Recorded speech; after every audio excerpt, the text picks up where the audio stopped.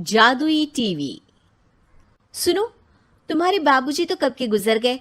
अब उनका जो सामान है वो पड़े पड़े कबाड़ा हो रहा है। बेच ही दो, कुछ पैसे आ जाएंगी। बात तो सही है।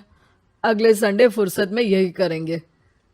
अगले संडे रोहित सारा सामान कबाड़ी को घर बुला के दे देता है।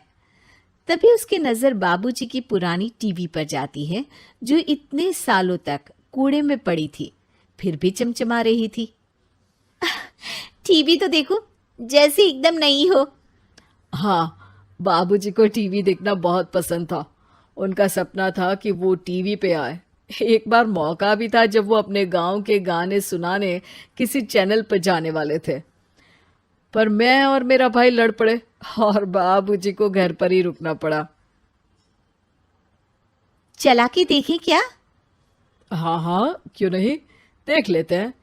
पर शायद ही चले। बाबूजी ने उस लड़ाई के दिन के बाद टीवी देखना ही छोड़ दिया था। टीवी चालू करने के लिए उसमें केबल वायर लगा दिया जाता है। एक न्यूज़ चैनल चालू हो जाती है। स्वर्ग की सीढ़ी के रास्ते हैं तीन, तीनों के तीन रास्ते हैं संगीन। पहला रास्ता है सांप की बीन, दूसरा रास्ता घर में बिछा कालीन, तीसरा रास्ता कलकत्ता से चीन। ये क्या बकवास खबर है, कुछ अच्छा लगा दो। अरे आप बोलो तो सही, कोई अच्छी खबर सुना देता हूं। मेरा तो काम ही खबर देना है। अरे बाप रे, टीवी बात कर रही है। हाँ, ये न्यूज़ वाला मुझसे। हाँ हाँ, आपसे ही तो बात करूंगा ना, आपके घर में हूं तो। अरे, ये सपना है क्या? तुम हमसे बात नहीं कर सकते? अरे सपना नहीं भाई साहब, ये टीवी जादुई टीवी है। बोलो, क्या खबर सुननी है, वरना ब्रेक लेने का टाइम आ जाएगा। सुप्रिया घबरा के टीवी बंद कर देती है। वो क्या था? अरे एक बार और चालू करके देखे, फिर से बात करेगा तो चैनल बदल देंगे। सुप्रिया फिर टीवी चालू कर देती है। अरे ऐसा कोई मुंह पे टीवी बंद करके जाता है क्या? मुझे बुरा लगा आपका नेचर। चाय पानी तो पूछो। सुप्रिया टीवी के बटन से चैनल बदल देती है। अब टीवी पर एक फिल्म चल रही है। अरे ये तो सूर्यवंशम है ना? हाँ, और ये ठाकुर को जहर की खीर दे दी और उसको पता भी नहीं है। ए भाई, खीर मत पीना, उसमें जहर है, मत पीना। ठीक है महाशय, जैसा आप कहें। हाँ। अरे, आपकी बात मान ली, पूरी पिक्चर ही अब तो बदल जाएगी। मतलब ये सच में जादुई टीवी है? तभी वहां कबाड़ी आ जाता है। भैया, टीवी के 150 रुपए दूंगा, चलेगा? अरे 1.5 करोड़ में भी ना दे तुमको ये टीवी हम। अरे 1.5 करोड़ खरीदने को होते तो तुम्हारे घर में ये पानी चाय नहीं पीता, अंबानी या टाटा के घर बैठा कोल्ड कॉफी पीता। रोहित कबाड़ी का हिसाब करके उसे वहां से चलता करता है और अपने भाई शशिकांत को फोन लगा के बुलाता है। शशि थोड़ी ही देर में वहां पहुंच जाता है। क्या हो गया भैया?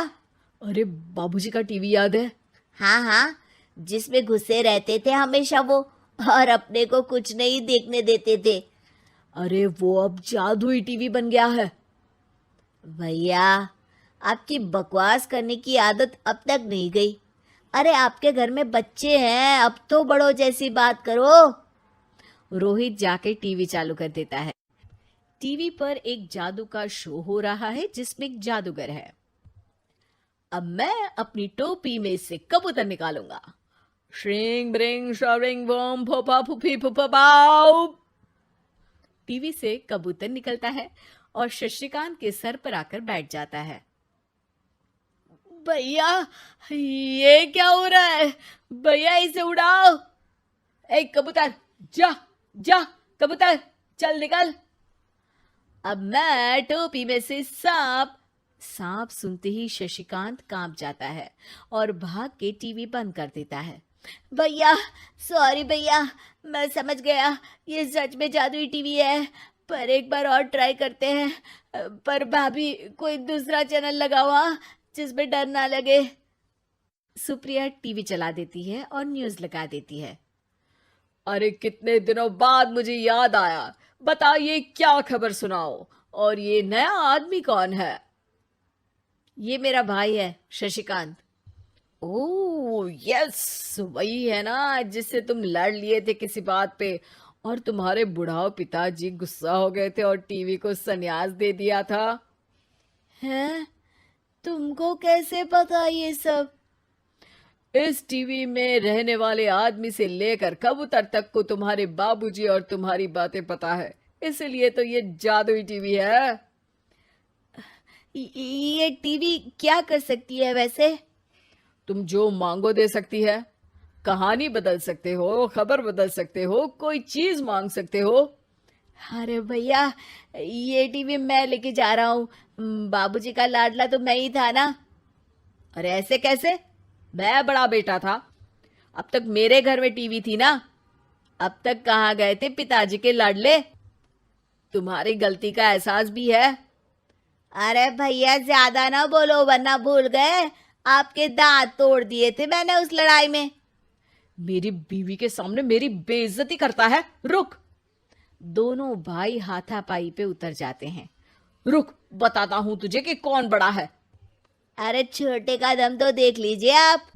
ये खबर आपके बाबूजी को देता हूं। तभी टीवी अचानक बंद हो जाता है। अरे शायद टीवी नाराज हो गया। और लड़ लो, आए बड़े खली बनने। टीवी से एक तेज रोशनी निकलती है और टीवी में बाबूजी दिखाई देते हैं। बाबूजी आप? इतना चकरा क्यों रहा है? अपने बाप को नहीं पहचानता क्या? ये तो ऐसा ही है बाबूजी। प्रणाम बाबूजी। अरे चुप कर, तुम दोनों ही उल्टे हो। तुम्हारी वजह से मैंने टीवी में आने के सपने को छोड़ दिया, तुम्हारी लड़ाई की वजह से। और तो और, जितना मैं अपनी बीवी को नहीं देखता था उतना टीवी को देखता था, वो भी छोड़ दिया तुम दोनों की लड़ाई की वजह से। और अब मरने के बाद जब मैंने टीवी को जादुई टीवी बना दिया तो भी तुम इसका फल लेने की जगह लड़ रहे हो। अरे तुम तो लायक ही नहीं हो। अब तुमको बाबा जी का ठुल्लू भी नहीं मिलेगा। बाबूजी चले जाते हैं। टीवी बंद हो जाता है। रोहित और शशिकांत गिड़गिड़ा के टीवी के सामने हाथ जोड़ के बाबूजी को बुलाते हैं, पर टीवी सिर्फ धुआं निकालता रहता है।